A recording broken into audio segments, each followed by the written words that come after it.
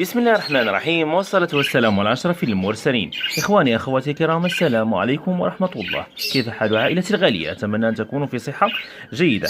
موضوع حلقتنا اليوم يتعلق حول سؤال: ما هو الفرق ما بين فترة الغيار والفرق ما بين نتف الريش؟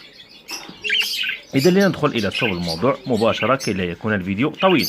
فترة الغيار يا غالين هي فترة تمر منها جميع الطيور في مرتين أو مرحلتين. عندما تكون صغيرة بحيث تجد القليل من الريش متساقط في الأرضية، وكذلك في الطائر تجده في مرحلة الغيار. وفترة أخرى هي تجد أن الكثير من الريش متساقط كذلك هو في الأرضية عندما تكون الطيور في عمر 9 أشهر أو 10 أشهر، وذلك في فصل الصيف. يعني مرحلتين: مرحلة الغيار عندما تكون صغيرة، ومرحلة عندما تكون كبيرة.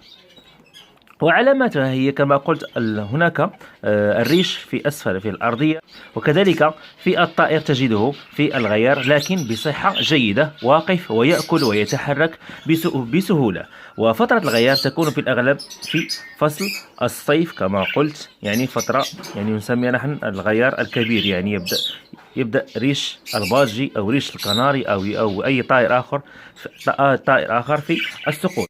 أما بالنسبة لنتف الريش فالطائر هو من سيقول لك أنه ينتف ولا ينتف ريشه أم لا، وذلك من خلال الحركات التي يقوم بها من نتف ريشه وظهور ندوبات أو لحم على ظهر الطائر أو أسفل في الرجل، ندوبات مع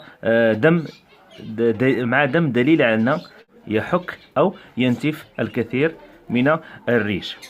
إضافة إلى ذلك وجود الكثير من الريش في الأرضية وفي أرجاء القفص. وأفضل دواء للنتف هو إما أن تشتري ماء خاص لهذه الحالة يباع عند بائع الطيور، أو تقوم برش الطائر بالماء والخل، خل التفاح ملعقة صغيرة في نصف لتر من الماء، أو تجعله يستحم بخل التفاح، وذلك 3 مرات في الأسبوع. كان هذا هو الجواب الأخ السائل الكريم: ما هو الفرق ما بين نتف الريش ومرحلة الغيار في وقت ارتفاع درجة الحرارة، يعني في فصل الصيف.